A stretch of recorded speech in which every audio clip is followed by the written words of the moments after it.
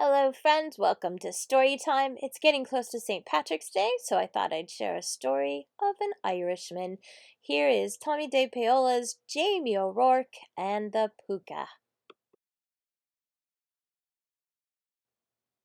Jamie O'Rourke, Eileen said. Wake up! I've something to tell you. Jamie, who was the laziest man in all of Ireland, was sleeping in the warm sun outside their cottage. His wife gave him a shake. Wake up, for heaven's sake, Eileen said again. I'm not sleeping, Jamie answered with a yawn. Sure, I was sitting here thinking. Now, Jamie, please listen, Eileen replied. Do you remember that I'm going to visit my sister Kathleen and her family to help with the new baby? Jamie let out a snore. Eileen poked him. What are you doing, woman? Can't you see I'm right in the middle of solving a great problem? Jamie answered. Well, now that all the fine thoughts I was having have clear flown out of me head, you might as well tell me what's going on. Eileen explained to Jamie, for the 40th time most likely, that she was off to Kathleen's and would be there for the better part of a week. Now, Eileen went on, I've cleaned the cottage from top to bottom. I've cooked all kinds of good things and put them in the larder. All you have to do is the washing up each night and give a quick swipe of the broom every now and then. Well, me darling, you're too good for the likes of me, Jamie said. But don't you be worrying. I'll take good care of everything so's you won't even know you've been away. Now, give us a kiss and be off with ya. Down the road went Eileen O'Rourke. All of this commotion has made me as tired as a farmer ploughing 5 fields, Jamie said to himself. I think I'll just have me a lie down, and sure isn't that a sweet idea? If I stay in bed and only get up for a bite, I'll not be dirtying a thing. So Jamie O'Rourke climbed into bed, even though the sun was high in the sky, and fell fast asleep. Jamie! Jamie O'Rourke! 3 voices called outside the door. Where are ye, man? We heard Eileen's off to her sister's, so's we've come to keep ye company. Jamie woke up and recognized the voices of his cronies, Patrick, Michael, and Seamus. Jamie got out of bed, and since he hadn't taken off his clothes, he didn't have to be putting them on again. Come in, lads, Jamie said, opening the door. The sun was sinking behind the hills. Well, what do we have here? Jamie asked, pointing to a crockery jug. This is the finest cider you'll taste this side of the county, Patrick said. Get some mugs, Michael said. And some grub, Seamus said. He knew that Eileen wouldn't leave Jamie without plenty of good things to eat. When the food was on the table, and mugs, plates, and knives and forks too, they all sat down. They had themselves a fine old time, laughing and eating until it was time to go home. Well, the 3 friends told Jamie, we'll be heading down the hill, and you'll be wanting to get your rest, Jamie. Tomorrow you'll be having a busy morning cleaning up all this mess. Aye, that's the truth, lads, Jamie said, looking around, but the mere sight of the messy cottage made him the most tired man in all of Ireland, as well as the laziest. So he went to bed. Jamie was fast asleep when a noise woke him. It was the sound of the cottage door and the clatter of hooves on the stone floor. Jamie opened one eye and took a peek. And what a sight he saw! He couldn't tell if it was a man or a donkey standing there. Whatever it was, it had long ears and a tail. Saints preserve us, Jamie whispered. I may as well begin first as last, the creature, who was a puka, said out loud to himself.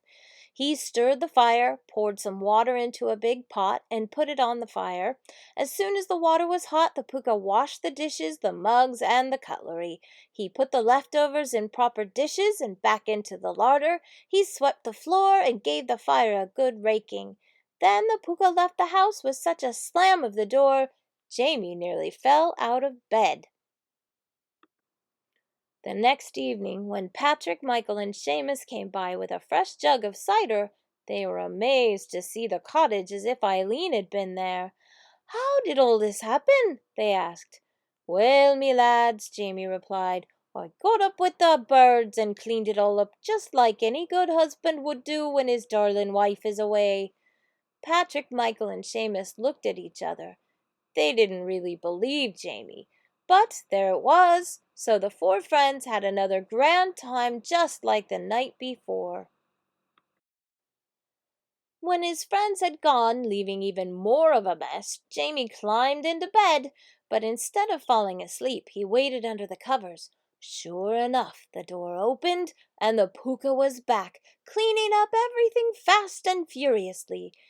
"This is luck indeed," Jamie said to himself.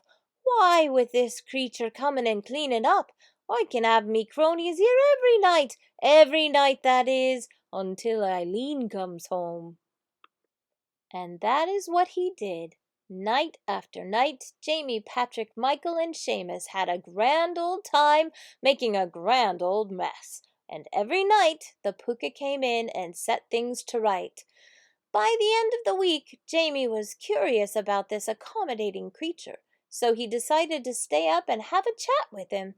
He was a little scared when the Pooka came in and went right to the fire, but he took a deep breath, swallowed a mouthful of cider for courage, and spoke up.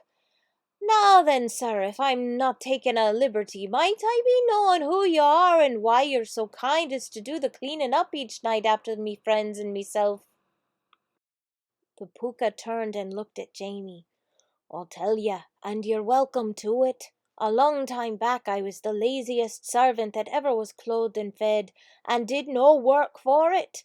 When my time came for the other world, this is the punishment I was given for my lazy ways, to find a place each night to labour in. As I was wandering by the other night, I looked in the window of your cottage. As sure as can be you needed my help. It's not so bad, for at least I'm out of the cold, but when I finish my work, the saints preserve us, that cold wind goes right through me bones. It wouldn't be so hard if I had me a nice warm coat." Well, well, Jamie thought, I can probably help the poor creature out. The next night, after his friends left, Jamie sat and waited for the Pooka. Eileen would be home tomorrow, but Jamie wasn't worried. He knew the Pooka would do an excellent job of cleaning up, especially when Jamie gave him the old coat he had pulled from the trunk.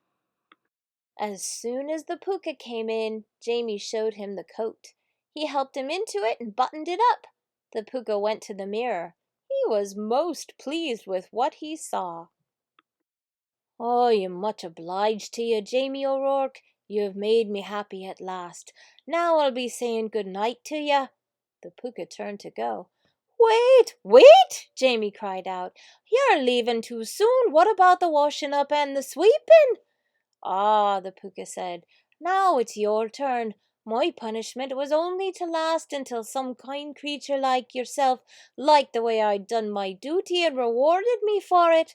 Goodbye, and you'll see no more of me." The Pooka left, and there was Jamie with the mess. Or should we say Eileen? For when she arrived the next morning and looked around the cottage, she said, "Oh, Jamie O'Rourke, what do you have to say for yourself?" But Jamie said nothing. He was too busy thinking he shouldn't have been in such a hurry to reward that ungrateful Pooka. Now, for those of you who are wondering what all this Pooka business is about, here is a note from author Tomie DePaola to explain it. Jamie O'Rourke is back. This time he's joined not only by his wife Eileen and his cronies Patrick, Michael, and Seamus, but by a Pooka. Now, according to William Butler Yeats, who collected, edited, and published many Irish folk tales, a Pooka is an animal spirit who lives a solitary life. Some people think that the word Pooka comes from the Gaelic word pock, a he-goat. Others also think that a Pooka is the forefather of Shakespeare's Puck, who shows up in the play A Midsummer Night's Dream. Pookas come in many forms: a horse, a he-goat, a donkey, a bull, even an eagle. One of the most famous Pookas is Harvey, the ubiquitous friend of Jimmy Stewart in the play and the movie of the same name, and if you haven't seen it, you should look for it, 'cause it's great. Our Pooka was once a very lazy man who, when his time came for the other world, was given a punishment for his lazy ways. He had to come back to the earth as a Pooka and make up all the work he failed to do when he was alive. So watch out, Jamie O'Rourke.